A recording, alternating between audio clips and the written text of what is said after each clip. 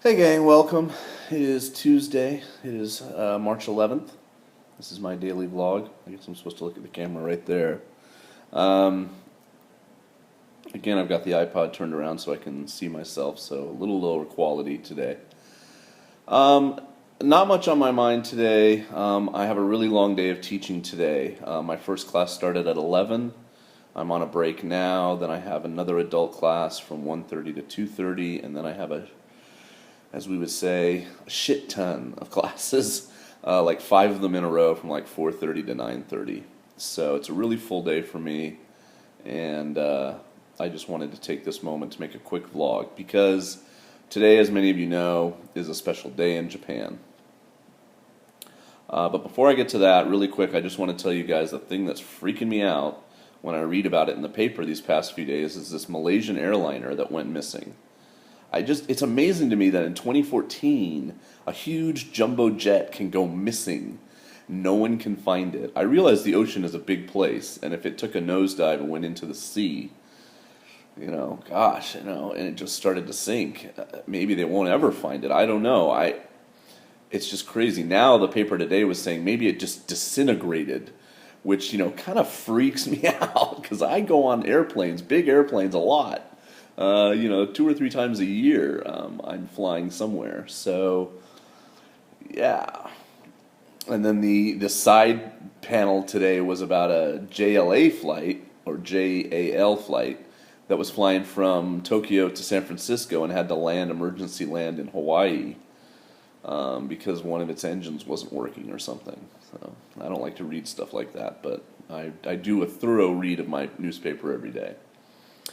All right, well, I'm going to put this down. Let's see, right here. I'm obviously, well, here, I'll kind of show you what I'm doing. I'm in my blanket, and I'm on this kind of nice couch my friend has, which has like the end bit here. You can extend your legs, like it raises up and you can stretch out. So it's cold up here though, because there's nobody up here normally.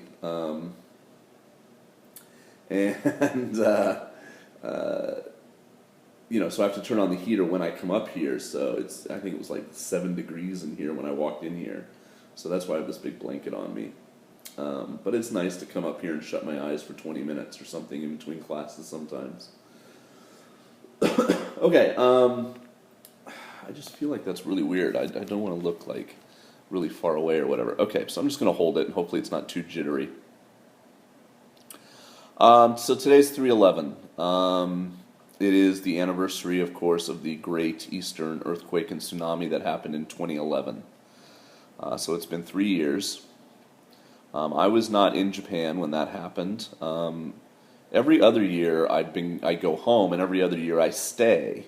And that was a year where I went home. So I was in America, I was in California, and it happened at 2:46 p.m.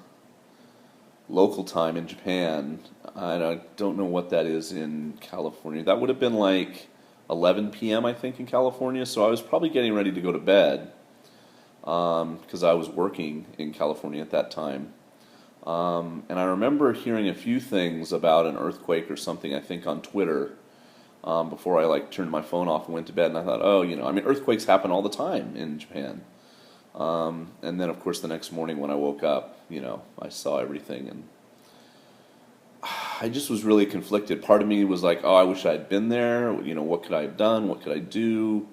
Offer support. Where I was living at the time, well, I still live there now. Where I'm living now is so far away from everything that happened. I wouldn't have felt the earthquake. It wouldn't have affected me in any way. I got tons of, emails and stuff from people like, Jason, are you okay? And I was like, first of all, I'm in America. Secondly, it wouldn't have mattered if I had been in Japan, and it's really in a very different part of the country than where I am. Yeah, so if you go back and look at vlogs from around that time, I tried to raise some money, and we did some good stuff, and I was able to donate to some charities because of great viewers like you guys. I did what I could. When I got back, it was a little surreal.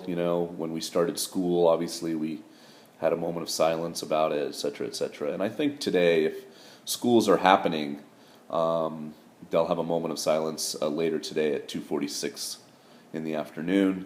I know tomorrow I'm going to a graduation. A lot of, it's graduation season, and that was what a big part of what was happening that day in, that part of Japan is kids were going to graduation ceremonies, etc. in the morning and then going home for the day. So a lot of them weren't at school, and I think that might have helped.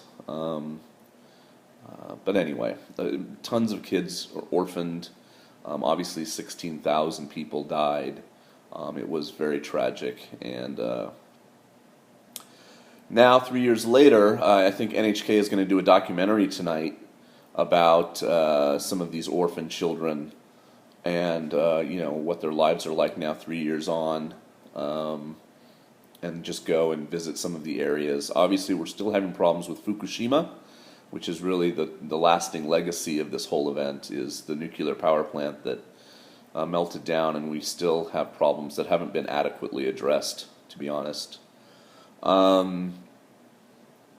There's an article on the front page of today's paper, which was very sad. A grandfather who was living with his daughter and her two children, who were kind of 10 and 11 years old when it happened. The mother died. She was at work, and her whole work got tsunamied. And so the grandfather is now like 92, and the kids are like 13 and 14, and he takes care of them. And he's like in the paper saying, I have to live 10 more years, so they get old enough to go out and graduate. But they have a lot of help from the community, which is nice. 90% of the kids who were orphaned, according to the article, went to live with a family member. There's not a lot of adoption or foster care, etc. in Japan. You're supposed to go, and somebody in the family is supposed to step up and take care of you. It's just a somber day. But it's kind of low key. There's not much going on. Like I said, there's that documentary that's going to be on NHK, but not a lot of other TV programming have I seen about it. The Prime Minister, Abe, made a speech yesterday about it, which was broadcast right after the sumo. There'll probably be a moment of silence at the beginning of the sumo today, in recognition. My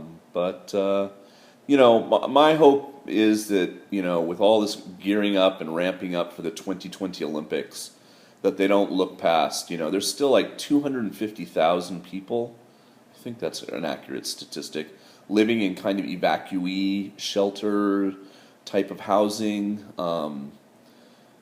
These people need to be helped to get back to permanent housing. Things like that, I think, need to take precedent over us, building things for the Olympics, etc., etc.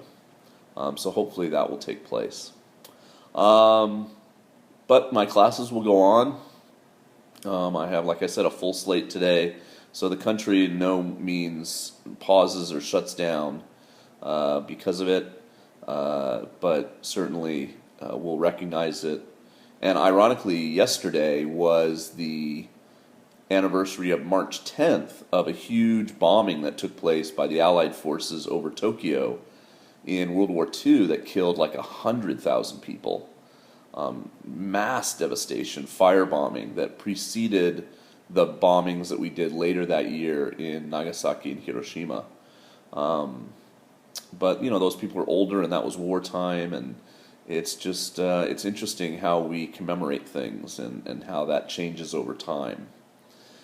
Okay, that's my vlog for Tuesday, guys. Thanks for watching. I'm hoping you're enjoying these. Week solid. Haven't missed a day yet. Hopefully be back tomorrow. Like I said, I'm going to go to a graduation in the morning tomorrow, so maybe I'll whip out the camera and film a little bit at the graduation.